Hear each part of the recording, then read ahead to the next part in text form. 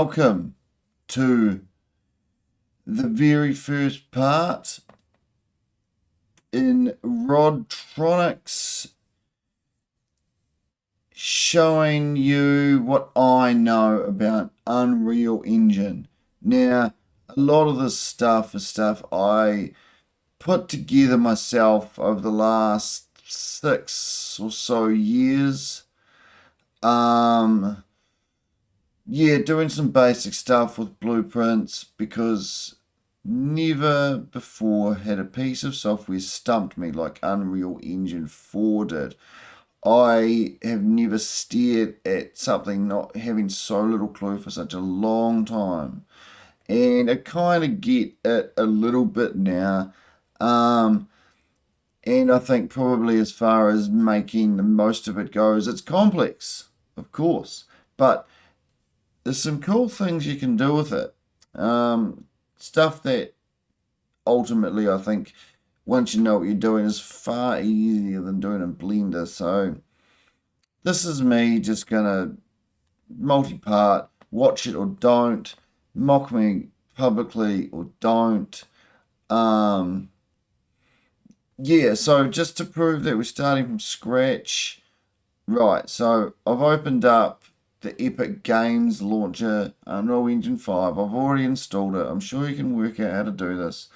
Let's launch it. Now, what's it going to do? It's going to try and open the old thing. Oh, no. Now, here we are. Back to new. So, I'm going to start completely blank slate. So, I'm going to choose a game, blank, blueprint, starter content, no, ray tracing, yes. I'm going to call it Rod Rocket because, well, I kind of want to start Rod Rocket again. So this is how I'm doing it. Now, starter content there. It's a whole lot of textures and other stuff that are fun to play around with, but they kind of make your file all big. And you can choose all these things like first person and puzzle, but unless you're following some kind of real sort of tutorial cookie cutter thing, I don't think you'd use much of these. But you might as well, if you're going to be looking at this, look through some of these because it shows you, I mean, this has grown a lot since it's first started being used for just games. It's quite nice wee stuff. Anyway, creating a brand new level. Let's look at this. Anyway, what I wanted to do today is just talk about importing some basic stuff from Blender because that's probably one of the first things you'll actually be doing, especially if you're following me. So in Blender here, I've made a rocket and I've made, this is my wee rocket, wonderful little baby, just boost, boost, boost, and it's got some flames. Now, one of the things I'm going to show you here is the collisions system. So within Unreal Engine and any games thing, there's multiple ways of doing collisions, but one of them is wanting to put a convex hull around it. Now, what's a convex hull? Right, so I'm going to say I've got this ship shape here. Whoops, select the other one. And let's go to this old mode. So this is the thing. Now, for collisions, now, these games can either have what's called complex collision, and I believe that means it actually just touches the mesh as it is, or in this case, it's going to have some kind of simplified convex hull mesh. So the way I'm going to do that is I am going to select this object, duplicate it with Shift-D, hit Escape, enter it, select all, hit space, and type in convex hull. And boom, it's like it wraps it around with tinfoil. That's the way I like to think about it. Now, there's a name for this, and I'm going to hit pause, and you're going to go find out what the name is. Otherwise, I'll get it wrong.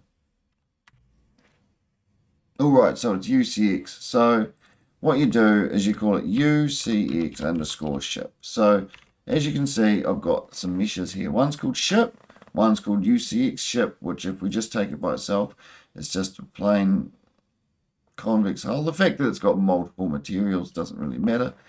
If we take a step back and go back to my ship, we'll see that I've got multiple materials here because those materials are used when you bring them through into Unreal Engine. Now, I'm not going to be doing any UV mapping here because you can work that out for yourself. And I've also got a boost flame here. So what I'm going to, in this file, which I've just saved, I'm going to import or export these from here into Unreal Engine. Now, if you don't already have it turned on, in your preferences, add-ons, FBX, yeah, import export. That's the format that you want to be using for this. Anyway, export FBX. Choose your sort of your folder. Where am I doing it? What have I chosen?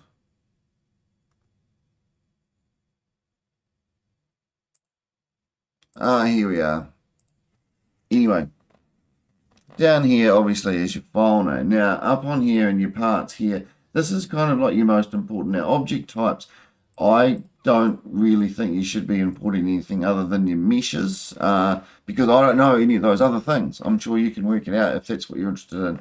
Now materials seem to import automatically anyway. They don't seem to be compatible, but they come through anyway.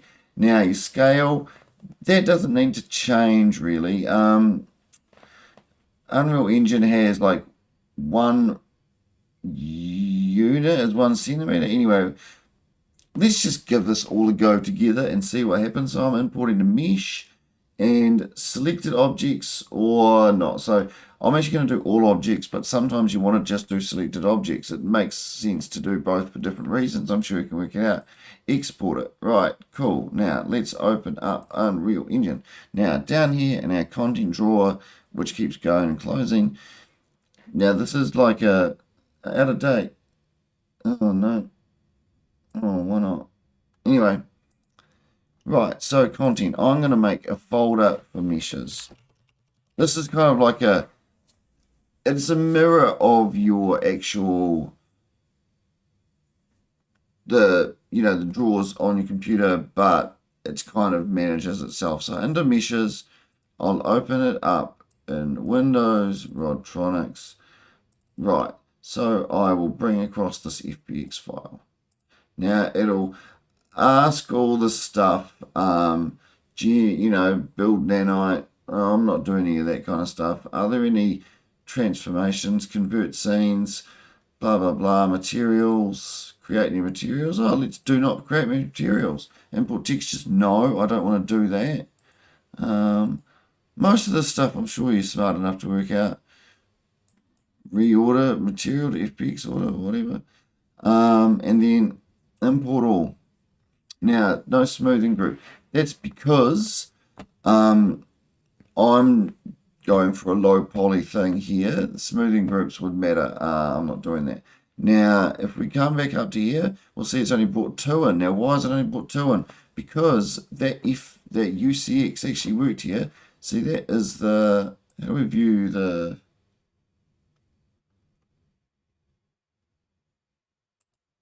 obviously I'm remembering how to do certain things while I'm here with you. So you hold down Alt and spin. It's kind of the controls. It's similar to Maya, not like Blender, which I don't like, but you got to get used to it. So on here are all the different material slots, so you can highlight them. That's just what I've chosen when I was doing my things, because I'm going to apply some different colors to them. And now where's the collision? Collision. I want to view the collision. I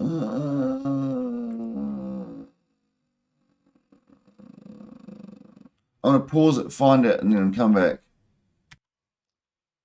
Right, so I found under show, obviously. Symbol collision. Now that is this UCX mesh. So as you can see, it's highlighted in green, this mesh that I brought it on top of it.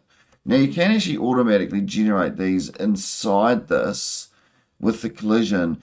I've found I just had more success when I did it in Blender. And if you go complex collision, that's actually like a collision mesh made out of the original mesh.